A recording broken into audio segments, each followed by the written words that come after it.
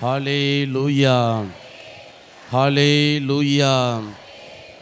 ஆண்டவருக்குள் பிரியமான சகோதர சகோதரிகளே, எல்லாரும் எப்படி இருக்கிறீங்க? மகிழ்ச்சியாக இருக்கிறீங்களா?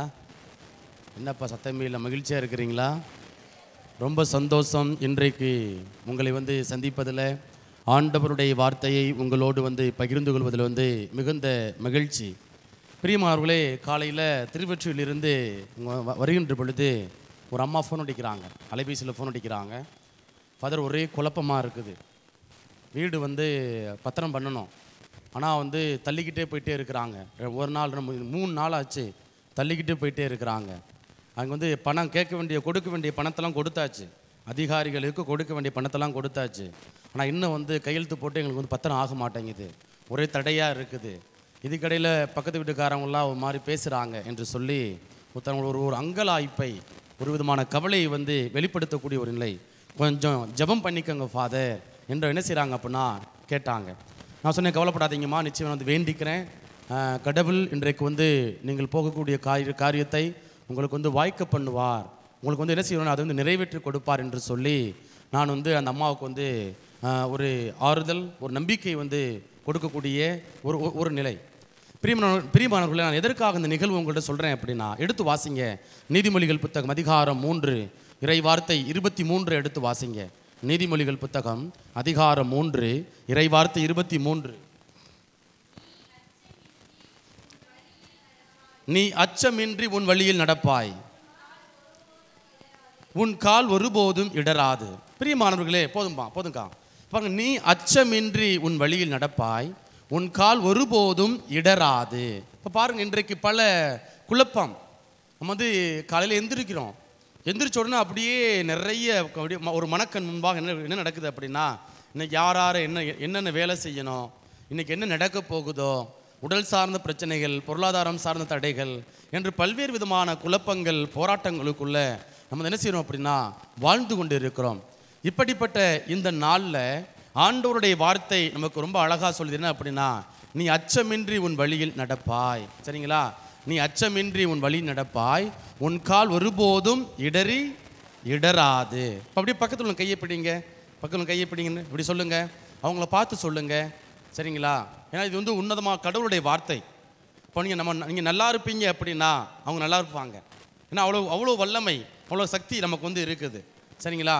அதனால நான் அவங்கள பார்த்து சொல்லுங்க. கையை பிடிங்கப்பா, கையை பிடிச்சு, நீ அச்சமின்றி உன் வழியில் நடப்பாய், உன் கால் ஒருபோதும் இடராது. அப்படியே கண்களை மூடி அந்த சகோதரனுக்காக, சகோதரிக்காக ஜெபம் பண்ணுங்க. அவங்க குடும்பத்தை ஒப்பு கொடுங்க. அந்த சகோதரி எதிர்கொள்ளக்கூடிய போராட்டங்கள், அந்த குடும்பத்தில் அவங்க எதிர்கொள்ளக்கூடிய சிக்கல்கள், நெருக்கடிகள், அச்சம், பயம் எல்லாவற்றையும் ஒப்பு கொடுத்து, ஆண்டவரே உம்முடைய பிரசன்னம் இந்த சகோதரனுக்கு, அந்த சகோதரிக்கு தேவையான வல்லமையை கொடுக்கட்டும், தேவையான வழிகாட்டுதலை கொடுக்கட்டும். வீழ்ந்து விடாமல் அந்த மகன், அந்த மகள் எழுந்து நடக்கக்கூடிய ஆற்றலை தாரும் என்று சொல்லி அப்படியே ஒப்பு கொடுத்து கண்களை மூடி அந்த சகோதரனுக்கு யாருடைய கையை பிடிச்சிருக்கிறீங்களோ அவங்களுக்காக அப்படியே ஜெபம் பண்ணி மீண்டுமாக நம்பிக்கையோடு நான் சொல்லுங்க. அவங்கள பார்த்து சொல்லுங்க, நீ அச்சமின்றி உன் வழியில் நடப்பாய், உன் கால் ஒருபோதும் இடராது. கரங்களை தட்டி ஆண்டவருக்கு நம்ம நன்றி செலுத்துவோம். பிரைஸ் தி லார்ட், ஹல்லேலூயா. பிரியமானவர்களே, நம்ம எல்லாருக்குமே ஒரு இலக்கு கொடுக்கப்பட்டிருக்கிறது. இப்போ ஏன் பாருங்க, திருமணமாகி குழந்தைகளை நீங்கள் பெற்றெடுக்கிறீங்க. குழந்தைகளை பெற்றெடுத்து நீங்கள் அப்படியே விட்டுறீங்களா? இல்லையே. அந்த பிள்ளைகளுக்கு ஒரு வளமான வாழ்க்கையை கொடுக்கணும். ஒரு கனவு உங்களுக்கு இருக்கிறதா இல்லையா? ஒரு வளமான ஒரு வாழ்க்கையை கொடுக்கணும். நல்ல பள்ளிக்கூடத்தில் படிக்க வைக்கணும். அதே போல் ஒரு திடகார்த்தமான உடலை அவங்க உருவாக்கணும். அதே போல் உங்களுக்கு நிரந்தர வேலைவாய்ப்பை பெற்றுக்கொள்ளணும். அப்போ ஒவ்வொருவருக்கும் ஒரு இலக்கு இருக்கிறது. அப்போது அந்த இலக்கினை அடைவதற்கு நீங்கள் என்ன செய்கிறீங்க அப்படின்னா, ஒவ்வொரு நாளும் நீங்கள் உழைத்து கொண்டு இருக்கிறீர்கள். பல தடைகள், பல போராட்டங்கள், அதனை கடந்து என்ன செஞ்சுருக்கிறீங்க அப்படின்னா நீங்கள் உழைத்து கொண்டு இருக்கிறீர்கள். அப்போது அதில் நிறைய நெருக்கடிகள் வருகிறது. அதில் நிறைய மனஸ்தாபங்கள், மன வருத்தங்கள் ஏற்படக்கூடிய ஒன்று. மாமனார்கிட்ட பிரச்சனை, மாமியார்கிட்ட பிரச்சனை, மருமகள்கிட்ட பிரச்சனை, உக்காந்தா குத்தம், நின்னா குத்தம், என்னது சிரிச்சா குத்தம், பார்த்தா குத்தம், அப்படியே கப்பு சுப்புனும் அப்படியே இருக்கணும். ஐயோ வேண்டாம்ப்பா, வாயை திறந்தா ஒரே பிரச்சனைப்பா, வாயை மூடிட்டு சும்மா இருக்கிறதா இது மேலானது. என்ன செய்கிறோம் அப்படின்னா, பல நேரங்களில் ஒரே குடும்பத்துக்குள்ள ஒரே வீட்டுக்குள்ள நீங்கள் வாழ்ந்தாலும் என்ன செய்கிறீங்க அப்படின்னா வந்து நாவடக்கம் வாயடக்கம் எல்லாவற்றையும் வந்து செய்ய வேண்டும். இல்லை அப்படின்னா நம்ம வீட்டில் நமக்கு வந்து மரியாதை இல்லை. அப்போ நம்ம மரியாதை நம்ம வந்து தக்க வச்சுக்கணும். அப்படின்னா நம்ம வந்து அடைய வேண்டிய இலக்கை நம்ம வந்து அடையணும். அப்படின்னா என்ன விமர்சனம் கொடுத்தாலும், என்ன நம்மளை பற்றி அவதூறு பேசினாலும், நீ பேசுகிறத பேசிக்கிட்டே இருறா, நீ பேசுகிறத பேசிக்கிட்டே இருறா, நான் செய்ய வேண்டியது செஞ்சுக்கிட்டே இருப்பேன்டா என்கிற ஒரு மனநிலையை இலக்கினை அடையும் வரை என்ன செஞ்சு நாம் வந்து கொண்டிருக்க வேண்டும். இப்போ நான் எதற்காக அதை சொல்கிறேன் அப்படின்னா, இன்றைக்கு நம்ம வந்து நம்முடைய இலக்கு, அந்த இலக்கினை அடைவதற்கு நாம் எதிர்கொள்ளக்கூடிய தடைகள், அந்த தடைகள் நம்ம என்ன செஞ்சிருக்கணும், திசை மாறி போயிடாமல் என்ன செஞ்சிடக்கூடாது அப்படின்னா, அப்படியே நம்முடைய எண்ணங்கள் எல்லாம் திசை மாறி விடாமல் ஆண்டவரை நாம் வந்து பற்றி கொள்ள வேண்டும். இப்போ உதாரணமாக இயேசு ஆண்டவர் எடுத்துக்கலாம். இயேசுவுக்கு பாருங்கள் 12 வயதிலே வந்து என்ன பண்ணுறாரு, ஞானத்தோடு விவாதம் செய்யக்கூடிய ஒரு நிலை நம்ம வந்து பார்க்குறோம். இப்படி விவாதிக்கின்ற பொழுது அன்னை மரியாளுக்கு அம்மா கேட்குறாங்க, என்னப்பா அப்படி பண்ணிட்ட, உன்னை எங்கெல்லாம் தேடணும், நீ எதுக்கு என்ன தேடின, நம்ம பிள்ளைங்க இன்னைக்கு நம்ம மொழியில் பேசுகிறாங்க அப்படின்னா, நீ எதுக்குமா என்னை தேடின, எனக்கு வந்து அறிவு இருக்குதுமா, எனக்கு வந்து திறமை இருக்குதுமா, நான் கடவுளுடைய மகன்மா, நான் என் பொழப்ப நான் பார்க்குறேம்மா, உன் ஜோலியை நீ பார்த்துட்டு போயிட்டே இருமா, சரிங்களா, உன் பொழப்ப நீ பாரு, நீ எதுக்கு என்னை தேடுற, என்ன நான் தந்தையின் அலுவலில் ஈடுபட்டிருப்பேன் என்று உங்களுக்கு தெரியாதா, சரிங்களா. அப்போ அம்மாவுக்கு வந்து பதில் கொடுக்கக்கூடிய ஒரு நிலை. அப்போ இலக்கு 12 வயதிலே அவருக்கு வந்து பிறப்பே ஒரு இலக்கு தான், அவருக்கு ஒரு இலக்கு, அதில் 12 வயதில் ஒரு இலக்கு வந்து கொடுக்கப்பட்டு இருக்கிறது. அப்போ அந்த இலக்கினை அடைவதற்கு ஏசாண்டவர் என்ன செய்கிறார் அப்படின்னா, வந்து 33 ஆண்டுகள் அந்த உலகத்தில் வாழ்கிறாரு. அப்படி வாழுகின்ற பொழுது என்ன நடக்குது அப்படின்னா, பல தடைகள், இயேசுவுக்கு பல விமர்சனங்கள் கொடுக்குறாங்க, மக்கள் கொடுக்குறாங்க. என்ன, இவன் வந்து பெருந்தினிக்காரன் சொன்னாங்களா இல்லையா, மக்கள் சொன்னாங்களா இல்லையா, பெருந்தினிக்காரன், பேய்களின் தலைவன், பெயல்செபூலை கொண்டு பேய்களை ஓட்டுகிறான், சரிங்களா. அப்போ வந்து புத்தி மாறிடுச்சுப்பா, பைத்தியம் மாதிரி பேசுகிறான்ப்பா என்று கூட போகிற சொந்தக்காரங்களே, அதாவது சொந்தக்காரவங்களும் என்ன பண்ணுறாங்க அப்படின்னா, அவரை வந்து இயேசுவை குறித்து விமர்சனங்கள் வந்து கொடுக்கக்கூடிய ஒரு நிலை. இப்படி பலரும் பல்வேறு விதமான விமர்சனங்களை கொடுத்தாலும் இயேசு சோர்ந்து போகலை. இயேசு என்ன செய்யலை அப்படின்னா, சோர்ந்து போகலை. அவர் என்ன பண்ணுறாரு, என்னுடைய இலக்கு தந்தையின் திருவுளத்தை நிறைவேற்றுவது. அப்போ தந்தையினுடைய திருவுளத்தை நிறைவேற்றுவதற்காக என்ன தடைகள் வந்தாலும், என்ன போராட்டங்கள் வந்தாலும், என்ன விமர்சனங்கள் வந்தாலும் அதை நான் எதிர்கொள்வேன். அது அவங்களுக்கு நான் என்ன செஞ்சிட மாட்டேன் அப்படின்னா, நான் வந்து பதில் கொடுக்க எங்கேயாவது விவிலியத்தில் குறிப்பாக 4 நற்செய்திகளில் இயேசு எங்கேயாவது விமர்சனத்துக்கு பதில் கொடுத்துருக்கிறாரா? இயேசு எங்கள் விமர்சனத்துக்கு பதில் கொடுத்துருக்கிறாரா? ஆனால் நீங்களும் என்ன பண்ணுவோம், ஆண்டவருடைய வார்த்தையை கேட்போம், இயேசுவை பின்பற்றுவோம், இயேசு வந்து ஜெபமாலை சொல்லுவோம், இறை வார்த்தையை வாசிப்போம், எல்லாம் செய்வோம். ஆனால் என்ன நடக்கும் அப்படின்னா, பதிலுக்கு பதில் கொடுப்போம். ஒருத்தவங்க நம்மளை பற்றி ஏதாவது சொல்லிட்டாங்க அப்படின்னா, எந்த காட்டுப்பைய எந்த காட்டுச்சேரிக்கு இவன் நமக்கு வந்து நம்மளை பற்றி பேசுகிறதா, அப்படியே பொடி பொத்துக்கிட்டு வரோம், பொங்கி எழும். ஏன்னா அதை 4 அதே கக்குனாதான் வாயில் இருக்கிறத இங்கே நினச்சதை இங்கே வந்து கக்குனாதான், கத்தி தீர்த்தாதான் என்ன செய்வோம் அப்படின்னா, நமக்கு வந்து மனசு வந்து ஆசுவாசப்படும். அப்பாடி இப்போ தான் நான் நிம்மதியாக இருக்கிறேன், அவளை வந்து பழி வாங்கியாச்சுப்பா, என்னது அவங்கள வந்து கேவலப்படுத்தியாச்சுப்பா என்கிற ஒரு மனநிலை நம்ம எல்லாத்துக்குள்ளுமே இது இருக்கிறது.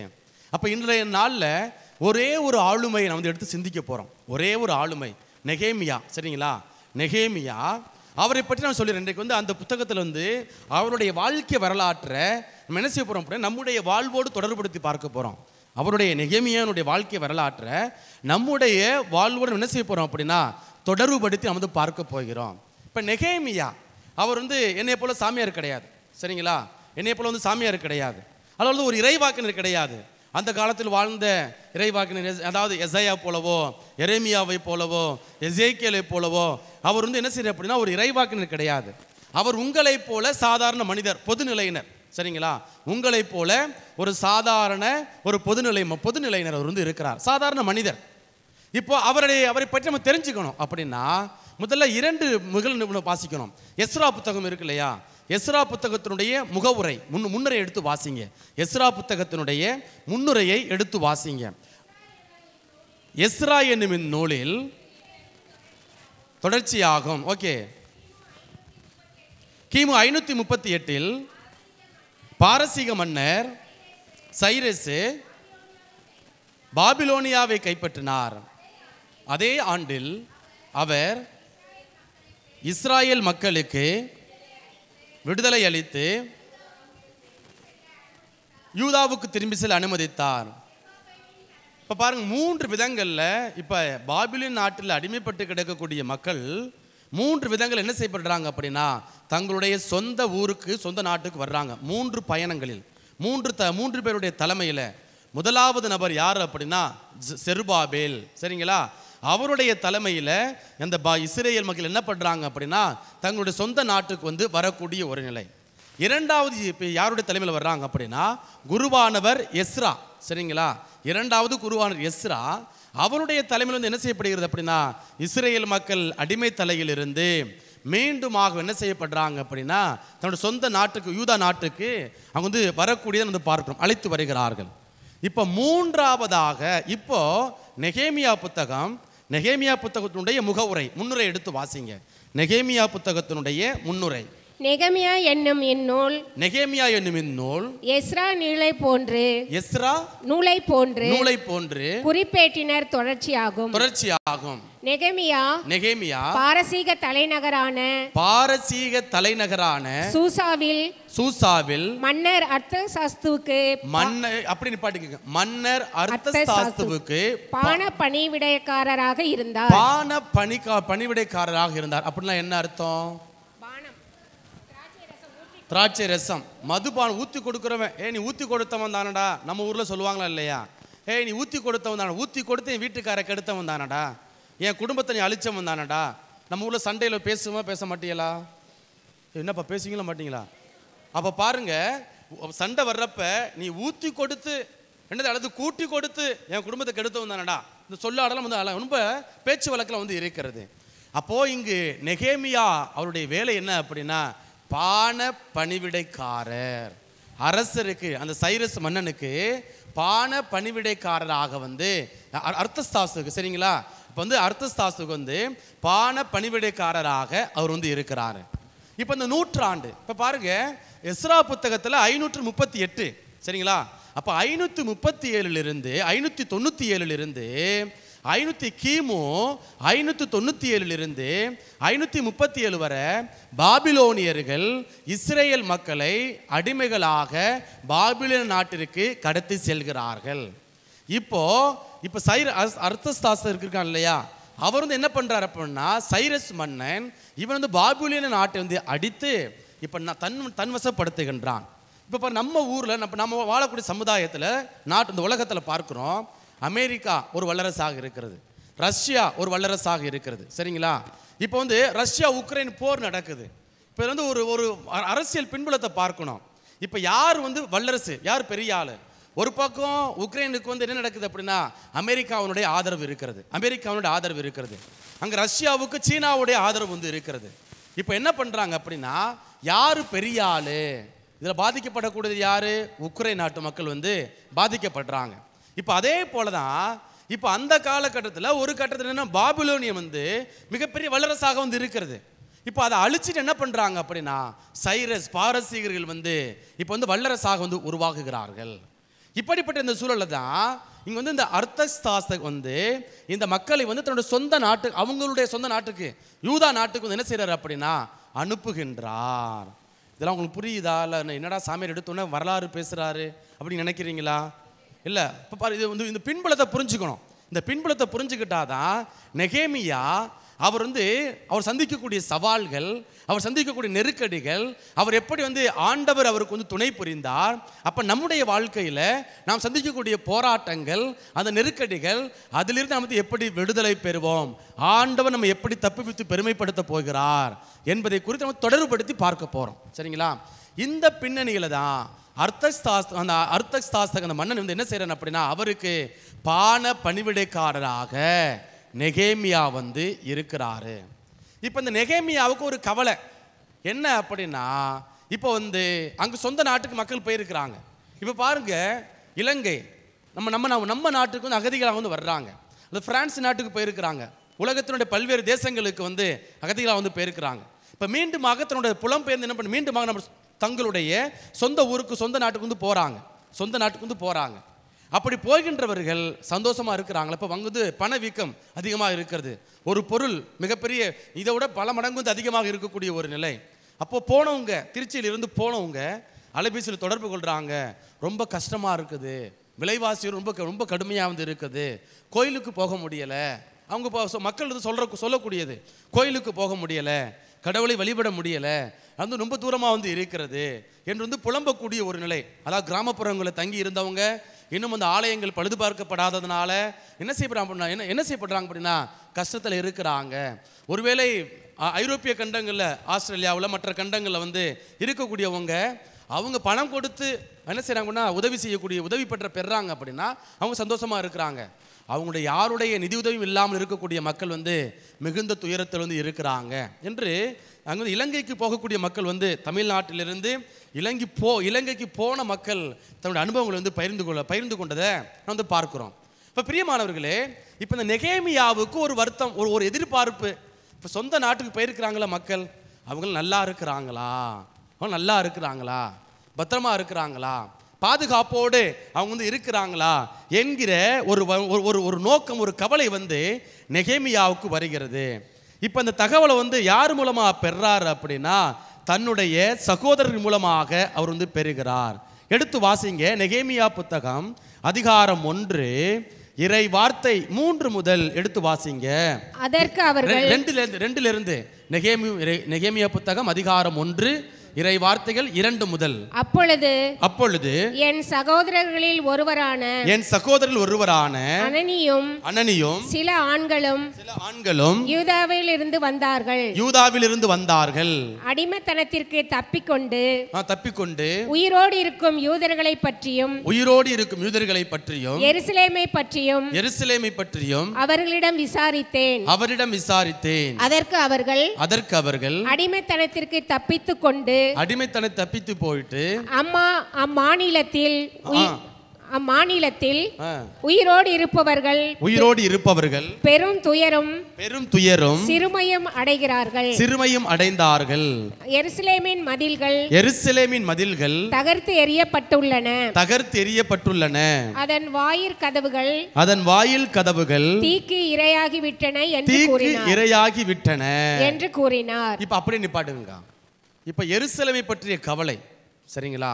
இப்போ சொந்த ஊருக்கு போயிட்டாங்கப்பா, நல்லா இருக்கிறாங்களா, மகிழ்ச்சியாக இருக்கிறாங்களா, பாதுகாப்பாக இருக்கிறாங்களா என்கிற ஒரு கவலை இப்போ தன்னுடைய சகோதரர்களே கேட்கிறாரு. ஆனால் மக்கள் சந்தோஷமா இல்லை. இப்போது நெகேமியா என்ன செய்கிறார்? இப்போ நெகேமியா என்ன செய்கிறார்? நம்ம கற்றுக்கொள்ள வேண்டிய முதல் பாடம் இப்போ 4வது வசனம் எடுத்து வாசிங்க. இவற்றை பற்றி கேள்விப்பட்டதும் நான் உட்கார்ந்து அழ ஆரம்பித்தேன். பல நாட்கள் துக்கம் கொண்டாடி மேலும் நான் நோன்பிருந்து விண்ணக கடவுளின் முன் மன்றாடினேன். அப்ப அழுகிறார். முதலாவது செய்யக்கூடிய காரியம் அழுதல், துக்கம் கொண்டாடுதல், அடுத்து நோன்பிருத்தல், அடுத்து மன்றாடுதல், விண்ணக கடவுளை நோக்கி மன்றாடுதல்.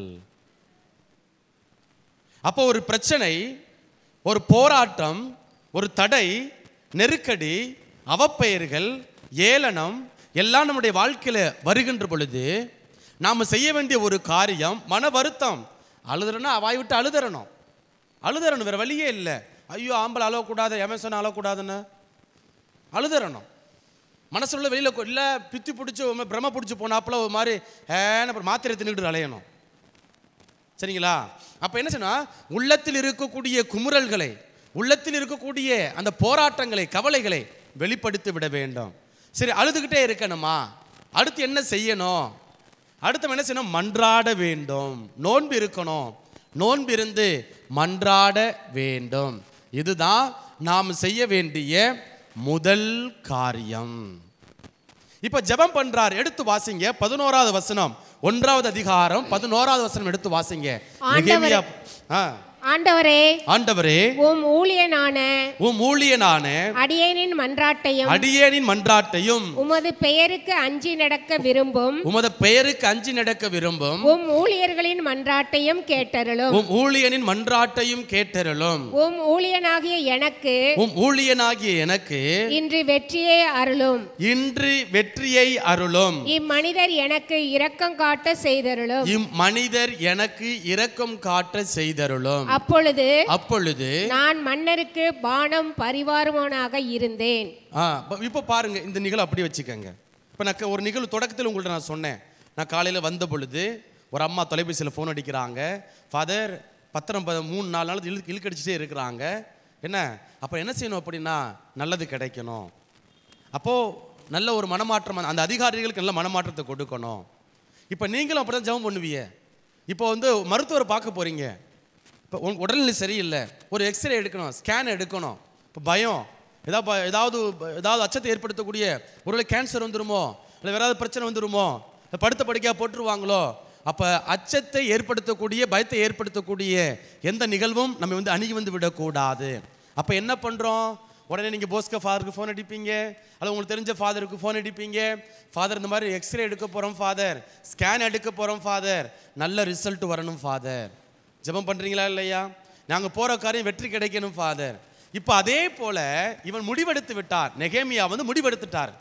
என்ன முடிவு எடுக்கிறார் அப்படின்னா, இன்னைக்கு நான் மன்னன்ட்ட எப்படியாவது பேசணும்ப்பா, மன்னன்ட்ட எப்படியாவது பேசணும், இதை குறித்து நான் பேசணும். இப்படி பேசுகின்ற பொழுது மன்னனுக்கு நல்ல மனமாற்றத்தை ஆண்டவர் கொடுக்கணும், நல்ல சூழல் ஆண்டவர் கொடுக்கணும். அப்போ அதுதான் வேண்டக்கூடிய ஒரு நிலை. சரிங்களா? இப்போ அவருடைய வேண்டுதல் எப்படி கேட்கப்படுகிறது? இப்போ 2வது அதிகாரம் 1 முதல் 3 வரை எடுத்து வாசிங்க. 2வது அதிகாரம் 1 முதல் 3 வரை எடுத்து வாசிங்க.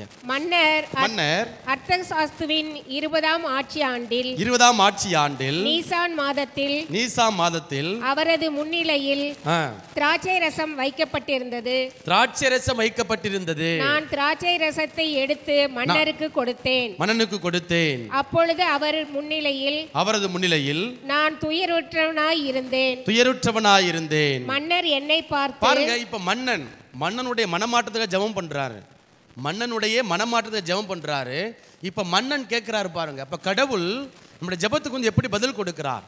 இப்போ இங்க நெகேமியானுடைய ஜெபத்துக்கு, மன்றாட்டுக்கு பதில் கொடுக்கிறார். இப்போ அந்த சூழல் அப்படியே மாறுகிறது.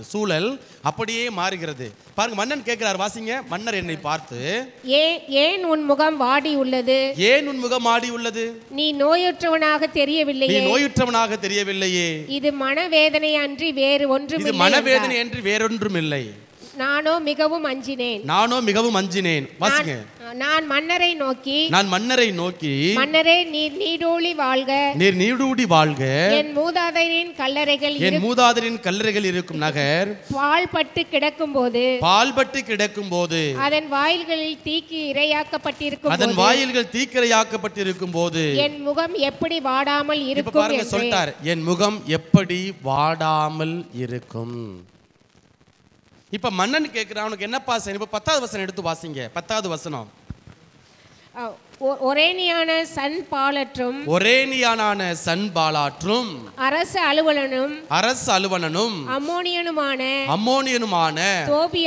தோபியாவும் அதை கேள்வியுற்ற போது இஸ்ராயேல் மக்களுக்கு நன்மை செய்ய ஒருவன் வந்துவிட்டானே என்று எரிச்சலுற்றனர். 19வது வசனம் வாசிங்க. ஒரேனியனான சன்பாலாற்றும் அரச அலுவலனும் அம்மோனியனுமான தோபியாவும் அரேபியனான கெசேமும் கேள்வியுற்று எங்களை எள்ளி நகையாடினர். நீங்கள் என்ன காரியம் செய்தீர்கள்? நீங்கள் மன்னருக்கு எதிராக கலகம் செய்ய போகிறீர்களா என்று கேட்டனர். அப்படியே 4வது அதிகாரம் 1 முதல் 3 எடுத்து வாசிங்க. இதெல்லாம் நெகேமியா சந்திக்கக்கூடிய போராட்டங்கள். சரிங்களா? இப்ப 4வது அதிகாரம் இறை வார்த்தைகள் 1 முதல் 3. நாங்கள் மதிலை கட்டுவது பற்றி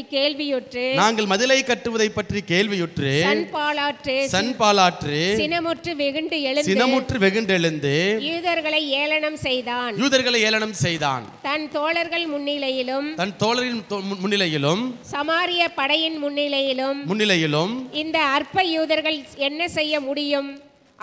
அவர்கள் சும்மா விடப்படுவார்களா? அவர்களால் பலி செலுத்த முடியுமா? ஒரு நாளில் வேலையை முடித்து விடுவார்களா? எரிந்து போன சாம்பல் குவியலிலிருந்து அவர்களால் கற்கள் உண்டாக்க இயலுமா என்று எள்ளி நகையாடினர். அவனுக்கு அருகில் இருந்த அம்மோனியனான தோபியா ஆமாம் அவர்கள் அதை கட்டுகிறார்களாம். ஆனால் ஒரு நரி அதன் மேல் ஏறி சென்றால் கூட அந்த கல்மதில் இடிந்து விழும் என்று குறிப்பிடுகிறார். இப்ப பாருங்க, இப்ப நெகேமியா புத்தகம் அதிகாரம் 1 அங்க நெகேமியா எருசலேமின் மதில் சுவர்கள் இடிக்கப்பட்டது குறித்து, தீக்கிரையாக்கப்பட்டது குறித்து அங்க புலம்பக்கூடிய வருத்தப்படக்கூடிய ஒரு நிலை. அங்க என்ன செய்யப்படனா, அழுகிறார், துக்கம் கொண்டாடுகிறார், நோன்பு இருக்கிறார், விண்ணக கடவுளை மன்றாடுகிறார். இப்போ மன்னனுடைய மனமாற்றத்திற்காக ஜெபிக்கிறார். மன்னன் மனம் மாறுகிறான். இங்கே 2 அதிகாரம் 2 தொடர்ந்து வாசிங்க அப்படின்னா அங்கு என்ன செய்யற அப்படின்னா அவனுக்கு உத்தரவு கொடுக்கிறார். மன்னனும் அரசியும் உத்தரவு கொடுக்குறாங்க. இப்போ போறாரு, உத்தரவுகளை எல்லாம் வாங்கிக்கிட்டு என்ன செய்யறாரு அப்படின்னா போறாரு. போகின்ற பொழுது அங்கு சன்பாலாற்று என்கிற ஒரு நபர், அம்மோனியனான தோபியா என்கிற ஒரு நபர், சரிங்களா, 2 பேர் முதல்ல என்ன செய்கிறாங்க அப்படின்னா அங்கே நெகேமியா நல்ல காரியம் செய்வதை குறித்து அங்கு எரிச்சல் அடையக்கூடிய ஒரு நிலை. இது அப்படியே நம்முடைய வாழ்க்கையோட தொடர்படுத்தி பார்க்கணும். இப்போ நீங்கள் அல்லது நாம் நல்லது செய்ய போகிறப்ப உங்கள் குடும்பத்தில் அல்லது உங்களுடைய கூட பிறந்த தங்கச்சியோ அல்லது அண்ணனோ தம்பியோ கொஞ்சம் பிரச்சனைகள் பொருளாதார நெருக்கடியில் இருக்கலாம். இப்போ நீங்கள் என்ன பண்ணுறீங்க அப்படின்னா நல்லது செய்ய போவீங்க. இப்போ கூட பிறந்த இன்னொருத்துக்கும் இருப்பாங்க இல்லையா, அல்ல சொந்தக்காரங்க வேணா இருப்பாங்க இல்லையா, அவங்க ஏற்றி விடுவாங்க. நீ என்னப்பா இப்படிலாம் பண்ணிக்கிட்டு இருக்கிற, உன் தம்பிக்கு உன் தங்கச்சிக்கு நீ இவ்வளோ உதவி செஞ்சுட்டு இருக்கிற, ஆனால் எல்லாம் பதுக்கி வச்சிருக்கிறாங்க, நீ விவரம் தெரியாமல் இப்படி பண்ணிக்கிட்டு இருக்கிற, ஏற்றி விடுவாங்க. அல்லது அவருக்கு பிடிக்காதவங்க, கூட பிறந்தவங்களும் உங்களை பிடிக்காதவங்க என்ன பண்ணுவாங்க அப்படின்னா உங்களை குறித்து தவறாக பேசுவாங்க. பேசக்கூடிய ஒரு நிலை. இப்போ என்ன செய்வாங்க அப்படின்னா போகிறப்ப சாடமாடைய பேசுவாங்க. வந்துட்டா பாரு. இப்போ உதாரணமாக நீங்கள் ப்ரேயர் ஜபத்துக்கு வந்துட்டீங்க, சாயந்தரம் 5 மணிக்கு முடிஞ்சு வீட்டுக்கு போவீங்க. போன உடனே எதிரி சாத்தான் வேற எங்கேயும் இருக்க மாட்டான், உங்கள் வீட்டில் தான் இருப்பான். வேற எங்கேயும் இருக்க மாட்டாங்க, உங்கள் வீட்டில் பொழப்பத்தவ என்ன வெள்ளிக்கிழமையான கிளம்பிடுறா, பைபிளை தூக்கிட்டு கிளம்பிடுறான். அந்த சாமியாருக்கும் பொழப்புள்ள, இவளுக்கும் பொழப்புள்ள, சரிங்களா, சொல்லுவாங்களா மாட்டாங்களா? இப்போ நீங்கள் நாள் முழுவதும் ஆண்டவருடைய வார்த்தையை கேட்டுக்கிட்டு நற்கருணை ஆண்டுடைய ஆசீர்வாதத்தை வாங்கிட்டு நல்ல பிள்ளையா இருக்கணும்ப்பா, கப்புச்சு எவன் என்ன பேசினாலும் கப்பு சிப்புன்னு இருக்கணும்ப்பா அப்படி நினச்சிட்டு இருப்பீங்க. வீட்டுக்கு போவீங்க, போயிட்டு செருப்பை கலட்டி வீட்டுக்குள்ளே அப்படியே கால் எடுத்து வைப்பீங்க. காலடி எடுத்து வச்ச உடனே அங்கே நெகட்டிவ் வைப்ரேஷன் எதிர்மறையாக அப்படியே தாக்கம், அப்படியே வந்துட்டாளா என்ன இவனுக்கு வேற பொழப்பே இல்லை என்று உங்களை பார்த்த உடனே பயம் இருக்கும், மரியாதை இருக்கும். நேரடியாக அவங்க முகத்தை பார்த்து சொல்ல முடியாது. நீங்கள் பண்ணக்கூடிய காரியத்தை நீங்கள் எங்கே ஊர் சுத்த போலையே, அங்கங்கே போகலையே, கோயிலுக்கு தானே போயிட்டு வர்றா, இருந்தாலும் வீட்டில் இருந்தால் அவள் பொழப்பை பார்க்க முடியாது தானே. அது என்ன வாரம் கோயிலுக்கு போகிறா, வாரம் என்ன கோயிலில் போய் என்ன பண்ணுறா அவ? அப்போது உள்ளுக்குள்ளே கோபம் வரும், என்னை மட்டும் தனியாக விட்டுட்டு போயிட்டா அல்லது என்னது என்று பல குழப்பங்கள், பல பிரச்சனைகள் எழுப்புவாங்க. எப்படி எழுப்புறப்ப இங்கு நெகேமியா என்ன செய்கிறார் அப்படின்னா சாத்தான் அங்கே என்ன சன்பாலாற்று என்கிற மனிதன் வழியாக சோதிக்கிறான், தோபியா என்கிற மனிதன் வழியாக சோதிக்கிறான், அரேபிய மனிதன் வழியாக என்ன செய்யறான் அப்படின்னா சாத்தான் அங்கு நெகேமியாவை சோதனைக்கு உட்படுத்தக்கூடிய ஒரு நிலை. இப்போ சாத்தான் எப்படி வருது அப்படின்னா மனித ரூபத்தில் தான் வருது. இப்போ பாருங்க, கர்ச்சிக்கும் சிங்கம் போல காத்து கொண்டிருக்கிறான். பைபிள் வாசிக்கிறோம் இல்லையா? கர்ச்சிக்கும் சிங்கம் போல காத்து கொண்டிருக்கிறான். நம்ம எப்படா வருவா வீட்டுக்கு வருவா, அவளை வந்து வாயை பிடுங்கணும், சரிங்களா, அன்று வம்புழுக்கணும், இன்னைக்கு என் மவன்கிட்ட சொல்லணும், மருமவன்கிட்ட சொல்லணும், இவ போகிற போக்கு சரியில்லை, சரிங்களா, வாயை பிடுங்கிறதுக்காக காத்து கொண்டே இருப்பாங்க. அப்போ சாத்தான் வந்து எப்படி மனித ரூபத்தில் தான் வருகிறான், வாய் வழியாக. பாருங்க, தொடக்க நூலை வாசிக்கிறோம், சாத்தான் பாம்பு வழியாக வர்றான். பாம்பு ஒரு உருவகம், அழகாக பார்க்கணும். உருவகம் என்ன அப்படின்னா, பாம்பு விஷத்தை வாய் வழியாக கக்குது. நீங்கள் நான் விஷத்தை அப்படி தான் கக்குறோம்.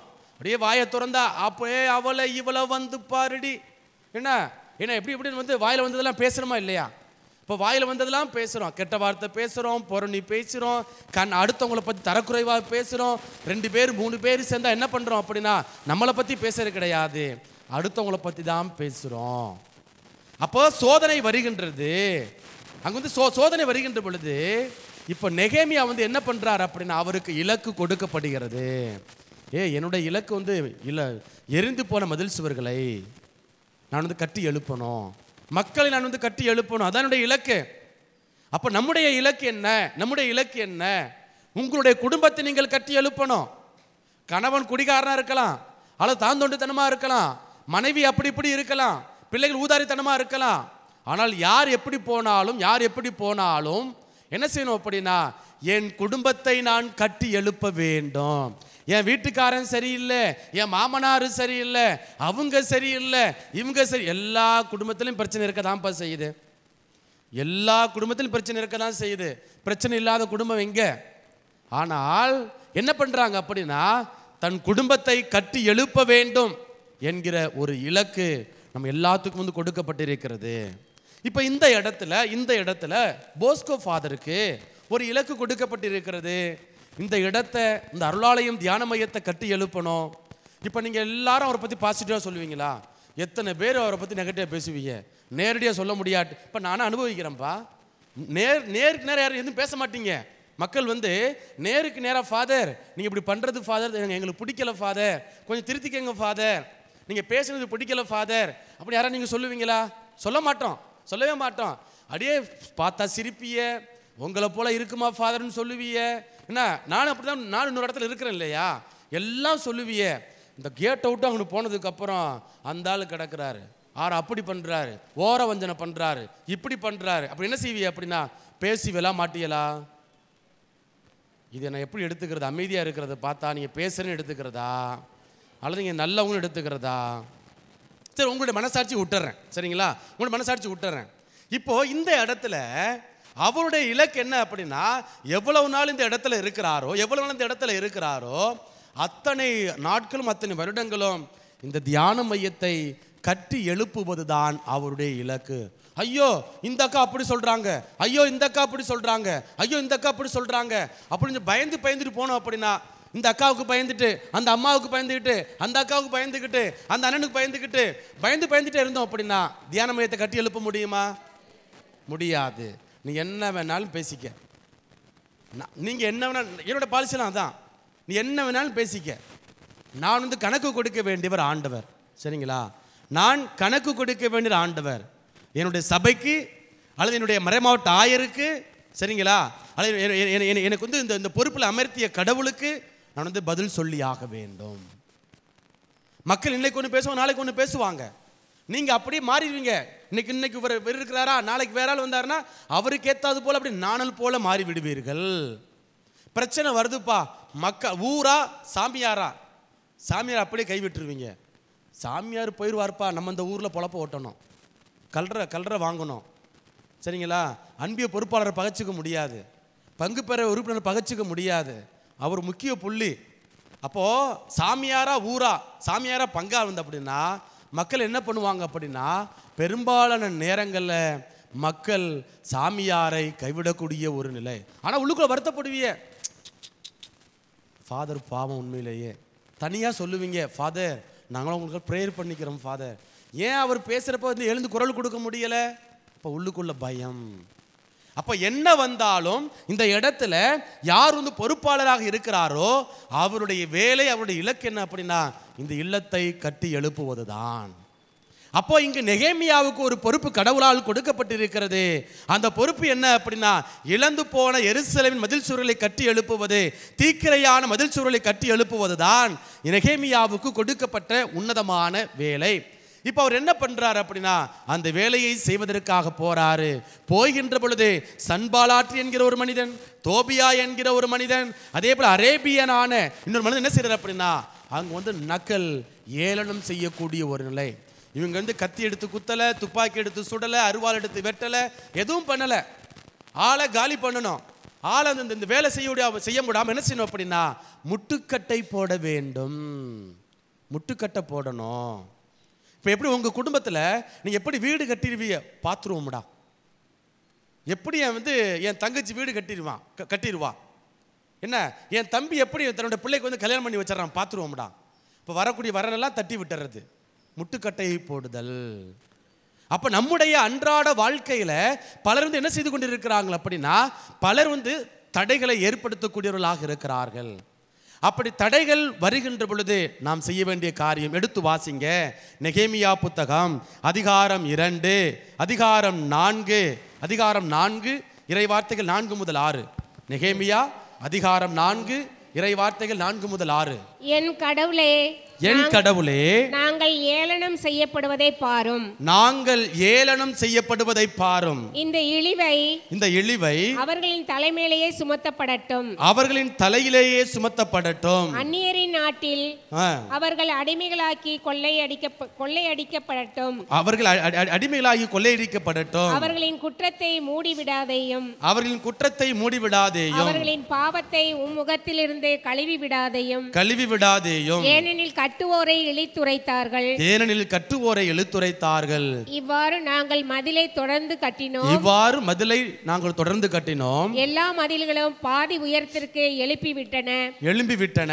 மக்களும் பணி செய்வதில் முழு உள்ளத்துடன் ஈடுபட்டனர். இப்ப பாருங்க, இப்ப நெகேமியா பதிலுக்கு பதில் கொடுக்கல.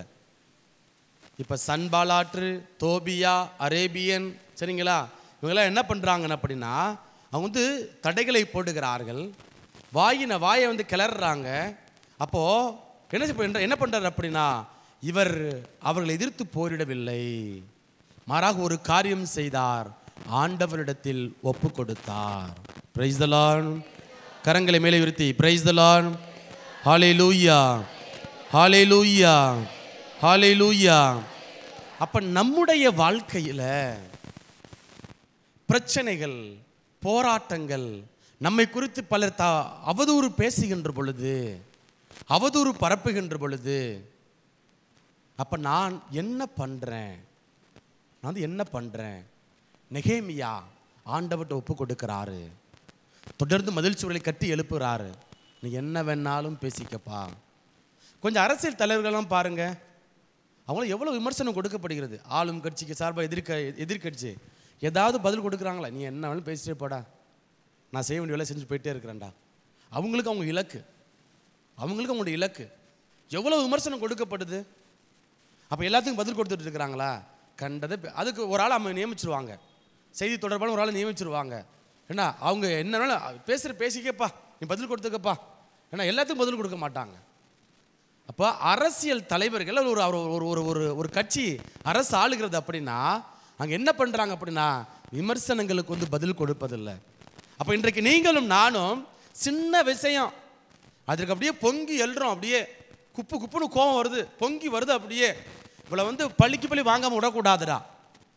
அப்போ நாம் செய்ய வேண்டிய முதல் காரியம் நெகேமியாவை போல ஆண்டவரிடத்தில் நாம் ஒப்பு கொடுக்கப்பட வேண்டும். இப்போ ஒப்பு கொடுத்துட்டாரு, ஜெபம் பண்ணிட்டாரு. இப்போ இந்த குழுவினர் என்ன பண்ணுறாங்க அப்படின்னா கலகம் செய்ய ஏற்பாடு பண்ணுகிறார்கள். முதல் கட்டம் வாயை பிடுங்கி பார்க்குறாங்க, ஒன்றும் செய்ய முடியலை.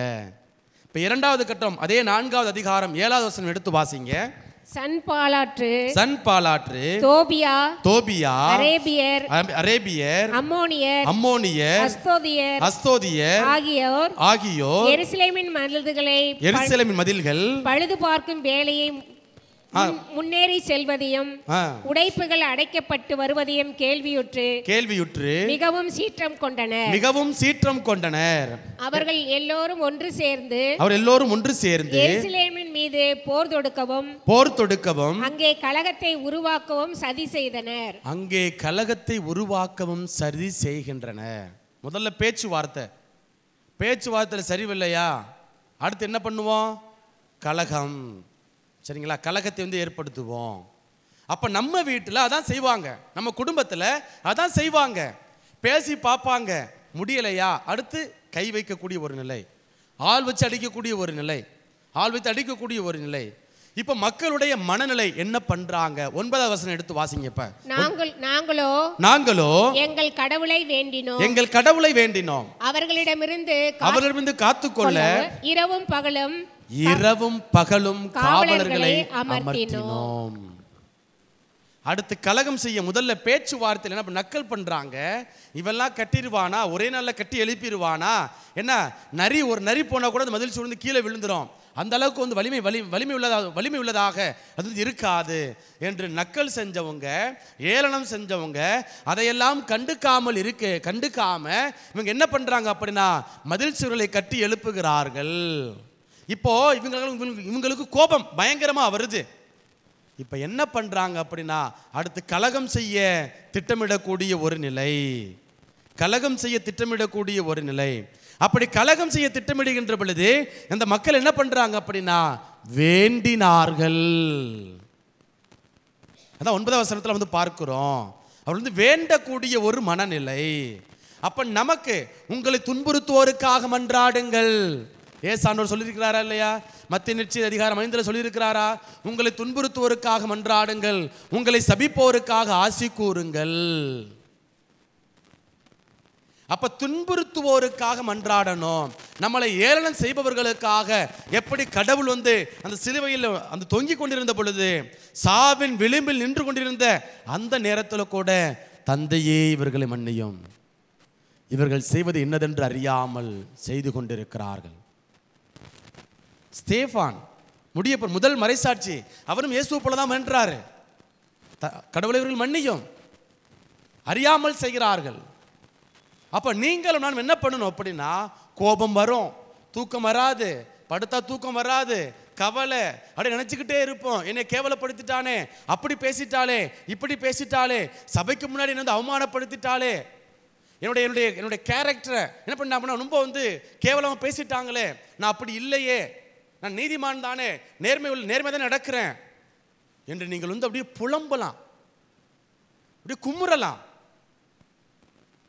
நிச்சயமா அப்படிப்பட்ட சூழலை நீங்க அனுபவிச்சிருப்பீங்க. உடைய கணவனால, மனைவியினால், உடைய பிள்ளைகளால, உடன் பிறந்தவர்களால, குடும்பத்தால, நண்பர்களால நீங்கள் ஏளனம் செய்யப்பட்டிருப்பீர்கள். அப்படி ஏளனம் செய்யப்படுகின்ற பொழுது நான் ஆண்டவரை பற்றி கொள்கிறேனா? இங்கதான் நம்முடைய வலிமை, நமக்கு மன வலிமை தேவை. நல்லா இருக்கிறப்ப, உறவு சுமூகமா இருக்கிறப்ப ஜெபம் எளிதா பண்ணிட்டு போயிட்டே இருக்கலாம். நான் இந்த அம்மாவுக்கு, இந்த அக்கா யாருன்னு தெரியாது, இன்னைக்கு தான் பார்க்குறேன். இவங்க ஜெபம் பண்றது எளிது. இவங்க என்னை காயப்படுத்துறாங்க, நான் இந்த அக்காவை காயப்படுத்துறேன்.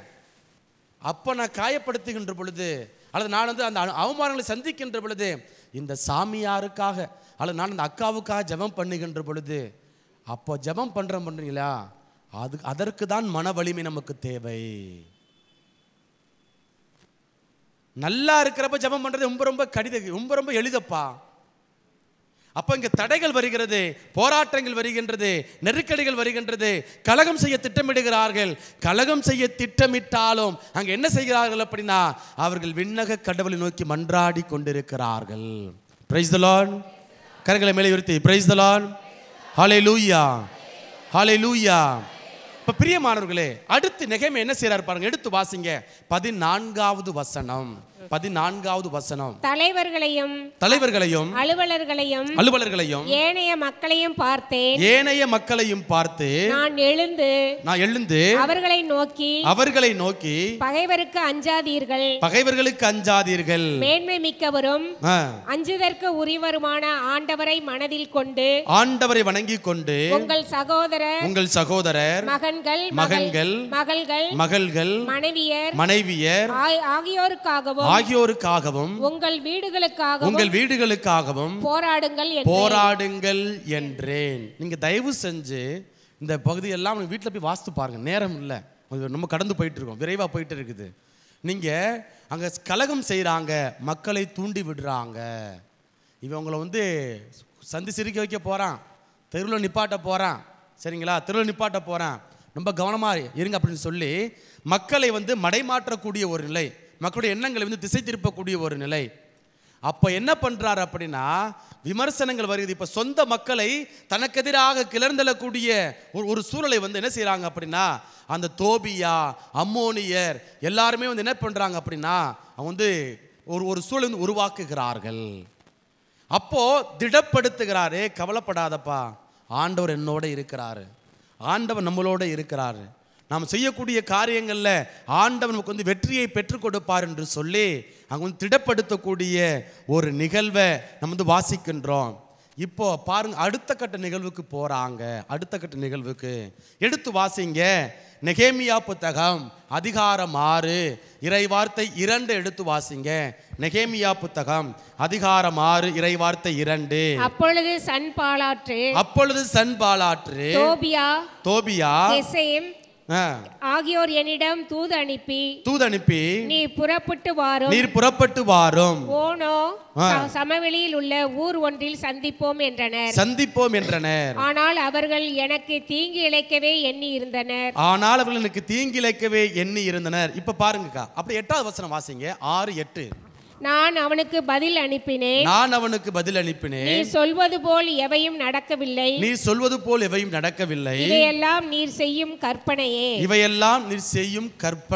இப்ப அப்படியே அப்படி பாட்டீங்க. இப்ப என்ன பண்றாங்க பாருங்க, நெகேமியாவுக்கு இப்ப நம்ம ஊர்ல லவ் பண்ணுவாங்க, பிள்ளைங்க பையனை கூட லவ் பண்ணா, ஒருவேளை ஜாதி வேற ஜாதியா இருக்கலாம், அல்லது வேற்று மதத்தை சார்ந்தவங்களா இருக்கலாம். இப்ப என்ன பண்ணுவாங்க அப்படின்னா, அந்த மகள் வீட்டுக்காரவங்க மகனை எச்சரிக்கக்கூடிய ஒரு நிலை. ஒருவேளை உயர்ந்த ஜாதி தாழ்ந்த ஜாதி இப்படி இருக்கிறவங்க யாரோ ஒருத்தர் என்ன பண்ணுவாங்க அப்படின்னா, ஏய் என் பிள்ளைய தொடக்கூடாது, பேசக்கூடாது, நம்ம பார்த்த ஆளை காலி பண்ணிடுவேன் சொல்லுவோம். ஆளை விட்டு பேசவும் மாட்டோமா, நம்ம சமூகத்தில் நடக்குதா இல்லையா? நீங்கள் பண்ண மாட்டீங்க, அப்படிலாம் பண்ணுவீங்களா நீங்கள்? அதானே நம்ம சமூகத்தில் நடக்குது. இப்படி மிரட்டுறாங்களா, ஆளை வச்சு மிரட்டுறாங்களா இல்லையா, பயமுறுத்துறாங்களா இல்லையா? அப்போது எங்கே நம்மளுடைய குடும்ப மானம் போயிடும், கௌரவம் போயிடும் அப்படின்று எப்படி பயப்படுறாங்களோ, ஆலோசி மிரட்டுறாங்களோ, அதே போல் இங்கே சன்பாலாற்று என்ன பண்ணுறான் அப்படின்னா, அவங்க மறைமுகமாக திட்டமிட்டு ஆளை காலி பண்ணணும். இதை யாரு புரிந்திருக்கிறார் அப்படின்னா, நெகேமியா உணர்ந்திருக்கிறார். நெகேமியா எப்பா நம்ம வாழ்க்கையில் நடக்கக்கூடிய சம்பவம் தான். ஒரு அறைக்குள்ள 4 பேத்துக்குள்ள நடக்கக்கூடிய சம்பவம் ஒரு 1000 பேத்துக்குள்ள 10,000 பேத்துக்குள்ள நடக்குது. நெகேமியாவுக்கு நடக்குது. உங்கள் 4 பேத்துக்குள்ளே உங்களால் சமாளிக்க முடியலை. அவங்க இப்படி கடைசி சொந்த இரத்த உறவு, நீங்களாம் உங்கள் குடும்பத்துக்குள்ளே இரத்த உறவுக்குள்ள நடக்கக்கூடிய சம்பவங்களை அந்த ஒரு மாதிரி ஏற்றத்தாழ்வோடு பேசுகின்ற பொழுது, தரக்குறைவாக பேசுகின்ற பொழுது உங்களால் நம்மளால் ஏற்றுக்கொள்ள முடியலை. சரிங்களா? இப்போது ஊருக்காக ஒரு இனத்துக்காக உழைக்கக்கூடிய ஒரு மனிதன், அப்போ என்ன அந்த மனிதனுக்கு பல தடைகள் வருகிறது, பல எதிர்ப்புகள் வருகிறது, பல போராட்டங்கள் வருகிறது. ஆனால் அங்கு நெகேமியா என்ன பண்ணுறார் அப்படின்னா, அவர் மன துணிவோடு நிற்கிறார். ஆண்டவர் என்னோடு இருக்கிறார், இந்த ஆண்டவர் என்னை வாழ்விப்பார், என்னை தப்புவித்து பெருமைப்படுத்துவார், நான் அடைய வேண்டிய இலக்கை அடைய எனக்கு உதவுவார் என்பதுதான் நெகேமியாவினுடைய மன்றாட்டாக இருக்கிறது. இப்போ இங்கே சோதனை வருகிறது, அங்கே பல தடைகள் வருகிறது. நீ கூப்பிட்டெல்லாம் வர முடியாது. ஒரு முறை இல்லை, 3-4 முறை கூப்பிடுறாங்க. நீங்கள் வாஸ்து பார்த்தீங்கன்னா தெரியும். நீங்கள் 6வது அதிகாரத்தை வாஸ்து பார்த்தீங்கன்னா ஃபுல்லாக உங்களுக்கு முழுமையாக நீங்கள் வாஸ்து பார்த்தீங்க அப்படின்னா உங்களுக்கு தெரியும். சரிங்களா? ஆனால் ரொம்ப நெகேமியா என்ன பண்ணுறாரு அப்படின்னா, இவையெல்லாம் நீ செய்யும் கற்பனையே. இப்போ அவங்க அடுத்த கட்ட நிகழ்வுக்கு போறாங்க. யாரு சொன்னா இவன் கேட்பான், யாரு சொன்னா இவன் வந்து கேட்பான். எடுத்து வாசிங்க நெகேமியா புத்தகம் அதிகாரம் 6 இறை வார்த்தைகள் 12 முதல் 14 வரை எடுத்து வாசிங்க. அப்பொழுது கடவுள் அவனை அனுப்பவில்லை என்றும் தோபியாவும் சன்பலாற்றும் அவனுக்கு கையூட்டு கொடுத்து எனக்கு எதிராக இறைவாக்கு உரைக்க செய்தனர் என்றும். இப்போ இறைவாக்கு உரைக்கக்கூடிய நபரை தவறாக பயன்படுத்தக்கூடிய ஒரு நிலை. பணம் குருக்களை விலைக்கு வாங்குகிறது. சரிங்களா? அவ பாருங்க, இப்ப பணம் கொடுத்து, லஞ்சம் கொடுத்து, கையூட்டு கொடுத்து சிமையே என்கிற அந்த நபரை என்ன செய்யறாங்க அப்படின்னா, அங்க வந்து தவறாக இறைவாக்கு உரைக்க அனுப்பப்படக்கூடிய ஒரு சூழல். ஒரு ஃபாதர் என்கிட்ட சொல்றாரு, அருங்கொடைக்கு இதே போல வந்து பிரசங்கம் வைக்கக்கூடிய ஃபாதர் சொல்றாரு, அமல் சாத்தான் எதிரி என் வழியாக கூட உனக்கு வரலாம். நான் இந்த மறை மாவட்டத்தை சார்ந்தவன் கிடையாது, நான் மறை மாவட்டத்தை சார்ந்தவன் கிடையாது, ஆனால் என் வழியாக கூட சாத்தான் வரலாம். ரொம்ப கவனமாக இருக்கணும். சாமியார் தானே இப்படி யோசிக்கக்கூடாது. அப்போ பல நேரங்களில் குருக்கள் வழியாக கூட என்ன நடக்கலாம் அப்படின்னா, சாத்தான் வந்து சோதிக்கலாம். அப்படி சோதனை வருகின்ற பொழுது நெகேமியா என்ன பண்றாரு அப்படின்னா, ரொம்ப அழகா, இது கடவுள் இவனை அனுப்பல, கடவுள் இது வந்து பேச சொல்லல.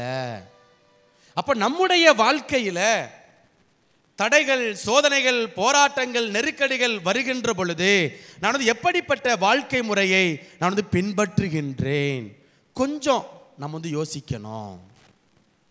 அப்ப பாருங்க, கடவுளுடைய ஊழியரை பழி வாங்கணும், கடவுளுக்கு அவப்பெயர் கொண்டு வரணும் அப்படின்னா சாமியாருக்கு களங்கம் ஏற்படுத்தணும், திருச்சபைக்கு களங்கம் ஏற்படுத்தணும். அப்ப சாமியாருக்கு களங்கம் ஏற்படுத்துகின்ற பொழுது அந்த திருச்சபைக்கு அவப்பெயர் வருகிறது. இப்ப நெகேமியாவுக்கு களங்கம் ஏற்படுத்துவதன் வழியாக அந்த ஒட்டுமொத்த இனத்துக்கு என்ன செய்யப்படுகிறது அப்படின்னா, அங்க களங்கம் ஏற்படும் என்று இந்த சன்பாலாற்று, அம்மோன், அந்த தோபியா, அரேபியர் இவங்க என்ன செய்யறாங்க அப்படின்னா திட்டமிடக்கூடிய ஒரு நிலை. அப்ப நம்ம என்ன பண்றோம் அப்படின்னா, என்னுடைய வாழ்க்கையில இப்படிப்பட்ட நெருக்கடிகள் வருகின்ற பொழுது என்ன பண்றேன், இதெல்லாம் பார்க்கிறோம். நெகேமியா சந்திக்கக்கூடிய ஒரு பிரச்சனை. இப்போ ஆலய மதில் சுவர் கட்டப்படுகிறது, மீண்டுமாக தன்னுடைய எஜமான்ட்ட அர்த்தசாஸ்தக் அந்த மன்னன்ட்ட போகக்கூடிய ஒரு நிலை. இந்த நிகழ்வெல்லாம் வந்து 7வது வசனத்தில் 8வது அதிகாரத்தில் 9வது அதிகாரத்தில் நடக்கின்றது. இப்போ 13வது அதிகாரம் எடுத்து வாசிங்க. 13வது அதிகாரத்தில் இறைவார்த்தை 4 எடுத்து வாசிங்க. இறைவார்த்தை 4. இதற்கு முன் தோபியாவுக்கு உறவினரான குரு எல்யாசியிடம் எங்கள் கடவுளின் இல்ல கருவூல அறைகள் ஒப்படைக்கப்பட்டிருந்தன. எனவே இவர் தோபியாவுக்கு பெரியதோர் அறை ஒன்றை கொடுத்திருந்தார். பெரியதோர் அறை ஒன்றை வந்து கொடுக்கக்கூடிய ஒரு நிலை. சரிங்களா? இப்ப அந்த அறையை வந்து என்ன பண்றாரு அப்படின்னா, அந்த தோபியா இருக்கிறான் இல்லையா, அம்மோனியரான தோபியா வந்து என்ன பண்றாரு அப்படின்னா, அந்த ஆலயத்தினுடைய அந்த அறை பண்டங்கள், இப்போ அந்த சாக்ரிஸ்ட் இருக்கு இல்லையா, சாக்ரிஸ்டில் வைக்கக்கூடிய அந்த பொருட்கள் எல்லாத்தையுமே வெளியே தூக்கி எறிஞ்சிட்டு தன்னுடைய பொருட்களை வந்து என்ன செஞ்சிட்டார் அப்படின்னா தோபியா வந்து வைத்து விட்டான். இப்போ தோபியா இதை கேள்விப்பட்ட உடனே இவர் என்ன பண்றாரு அப்படி, நெகேமியா வந்து என்ன பண்றாரு அப்படின்னா, நெகேமியா வந்து எடுத்து வாசிங்க. நெகேமியா புத்தகம் அதிகாரம் 13 இறைவார்த்தை 8 எடுத்து வாசிங்க. நான் மிகவும் சீற்றமுற்று தோபியாவின் வீட்டு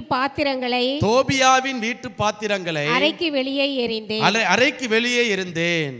பின்னர் நான் கட்டளையிட்டபடி அவர்களது அறைகளை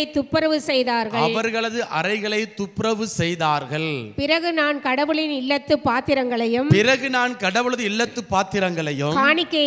காணிக்கையையும் சாம்பிராணியையும் அங்கு திரும்ப கொண்டு வர செய்தேன். ஆலய மதில் சுவர் தீக்கிரையாக்கப்பட்டு விட்டது. இது அப்படியே நம்முடைய வாழ்க்கையில் தொடர்படுத்துவோம். இப்போ உங்கள் உடல் தூய ஆவியார் தங்கும் கோவில் என்று உங்களுக்கு தெரியாதா? உங்கள் உடலை கடவுள் விலை கொடுத்து மீட்டுள்ளார். கொரிந்தியர்கள் முதல் புத்தகம் அதிகாரம் 6 இறை வார்த்தைகள் 19 மற்றும் 20 வாசிக்கின்றோம். உங்கள் உடலால் கடவுளுக்கு பெருமை சேருங்கள். இப்போ அது ஸ்ட்ரக்சர், கட்டடத்தால கல்லால மண்ணால மரத்தால கட்டப்பட்ட ஆலயம். அந்த ஆலயம் இடிக்கப்பட்டு விட்டது, தகர்த்தெறியப்பட்டு விட்டது, மதில் சுவர்கள் தீக்கிரையாக்கப்பட்டு விட்டன. இப்ப இந்த உடலாகிய ஆலயம் தீக்கிரையாக்கப்படுகின்றது, அழிக்கப்படுகின்றது. எப்படி அழிக்கப்படுகின்றது? நம்முடைய சுயநலத்தினால, நம்முடைய உடல் சார்ந்த இச்சையினால. இந்த நெகேமியாவுக்கு பல தடைகள், பல சோதனைகள் கொடுக்கப்பட்டன. அதே போல நமக்கு சோதனைகள் வருகின்றது. உண்மை பேசணும், நல்லது பேசணும் அப்படின்னு நினைப்போம். பூசை முடிஞ்ச நாள் முழுது இறை வார்த்தையை கேட்டுட்டு வீட்டுக்கு போறப்ப பக்தியோட நம்பிக்கையோட இருக்கணும். யாரையும் காயப்படுத்திடக்கூடாது. எப்பா இது முடிஞ்சு நீங்க பேருந்தில் போறப்ப, ஆட்டோவில் போறப்ப ஒருவேளை யாராவது இடிச்சிட்டாங்க அப்படின்னா நீங்க எப்படி டீல் பண்றீங்க? நாள் முழுதும் இறை வார்த்தையை கேட்குறீங்க. நாள் முழுதும் இறை வார்த்தையை கேட்டு வாழ்க்கையை, இந்த உடலை, இந்த ஆன்மாவை நம்ம எப்படி பாதுகாக்கணும், செம்மைப்படுத்தணும் அப்படின்னு எல்லாம் கேட்டுவிட்டு முடிஞ்ச உடனே எல்லாம் ஆசீர்வாதம் எல்லாம் பெற்றுட்டு வீட்டுக்கு இது கேட்டை வாயில தாண்டின உடனே பேருந்தில் பயணிக்க போறீங்க, யாரோ ஒரு தெரியாம இடிச்சிட்டாங்க. அப்ப நீங்கள் எப்படிப்பட்ட வார்த்தையில் நீங்கள் பயன்படுத்துகிறீர்கள்? இதுதான் சோதனை. நெகேமியாவுக்கு ஒரு சோதனை கொடுக்கப்பட்டது, சன்பாலாற்று வழியாக, சரிங்க, தோபியா வாயிலாக, அரேபியர் வாயிலாக கொடுக்கப்பட்டது. இன்றைக்கு நான் ஏற்கனவே சொன்னது போல உங்கள் குடும்ப உறவுகள் வழியாக உங்களுக்கு சோதனைகள் வரும், போராட்டங்கள் வரும். பேருந்தில் பயணிக்கின்ற பொழுது உங்களுக்கு சோதனைகள் வரும். கண்டக்டர் உங்களை ஏதாவது தப்பா பேசலாம். ஏமா தள்ளி போமா, சும்மா குறுக்கிய நந்தி மாதிரி நிற்கிற ஏதாவது சொல்லலாம். உங்களை தரக்குறைவாக பேசலாம். அல்லது யாராவது உங்களுக்கு தெரியாமல் இடிச்சிருக்கலாம். அப்போ இப்படியெல்லாம் சின்ன சின்ன நிகழ்வுகள். சரி, இப்போ திருப்பி முடியுது, டாக் முடியுது, 1 மணிக்கு சாப்பாடு கொடுக்க போறாங்க. அப்போ வரிசையில் போகணும். நான் வரிசையில் போறேனா? இதெல்லாம் சின்ன சின்ன காரியங்கள். ஊருக்கு உபதேசம் வேண்டாம், ஊருக்குலாம் உபதேசம் வேண்டாம். ஏன் தனிப்பட்ட வாழ்க்கையில் என்னுடைய ஆன்மாவை நெகேமியா எப்படி தன்னுடைய இனத்தை கட்டி பாதுகாத்தாரோ, தன்னுடைய இனத்தினுடைய மானத்திற்காக, தன்னுடைய அந்த இழந்து போன அந்த ஆலயத்தை கட்டி எழுப்புவதற்காக எப்படி பல விமர்சனங்கள் வந்தாலும் அதை எதிர்கொண்டு போனாரோ, அதே போல நமக்காக, உங்களுடைய குடும்பத்திற்காக, நம்முடைய திருச்சபைக்காக நான் இழப்புகளை, அவமானங்களை எதிர்கொள்ள இயேசுவுக்காக தயாராக இருக்கிறேனா? வரிசையில் போறோமா? எப்படிப்பட்ட மனநிலையில் பங்கெடுக்கிறோம்? சின்ன சின்ன காரியங்கள்ல நம்முடைய உடல், நம்ம என்ன செய்யறோம்னா கடவுளுக்கு பெருமை சேர்க்க அழைக்கப்படுகின்றோம். இப்ப பிரியமானவர்களே, நம்ம என்ன பண்ணணும் அப்படின்னா, இந்த நெகேமியாவுக்கு பல சோதனைகள் கொடுக்கப்பட்டது போல நமக்கும் சோதனைகள் வரும். இது ஒரு போர். இந்த போர்ல இது ஆன்மீகம் சார்ந்த ஒரு போர். இந்த ஆன்மீகம் சார்ந்த இந்த போர்ல சாத்தான் ஒவ்வொரு நாளும் சோதித்துக் கொண்டிருக்கிறான், ஒவ்வொரு நொடி பொழுதும் சோதித்துக் கொண்டிருக்கிறான். இந்த சோதனையிலிருந்து விடுபடணும் அப்படின்னா இந்த உடலாகிய ஆலயத்தை நாம் கட்டி எழுப்பணும், பாதுகாக்கணும். குறிப்பாக நம்முடைய எண்ணங்களை, நம்முடைய சிந்தனைகளை நம்ம பாதுகாக்கணும். அனைவரும் நேரம் நிமிர்ந்து உட்காருவோம். 2 கரங்களை மார்பில் வைத்துக் கொள்வோம். கண்களை மூடி உங்களையே நீங்கள் ஒப்புக்கொடுங்கள்.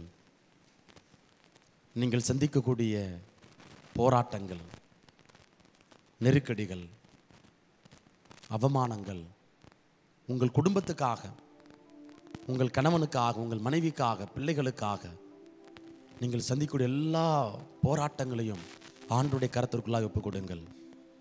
பல நேரங்களில் பதிலுக்கு பதில் பேசிடுறோம், பழிக்கு பழி வாங்குறோம்.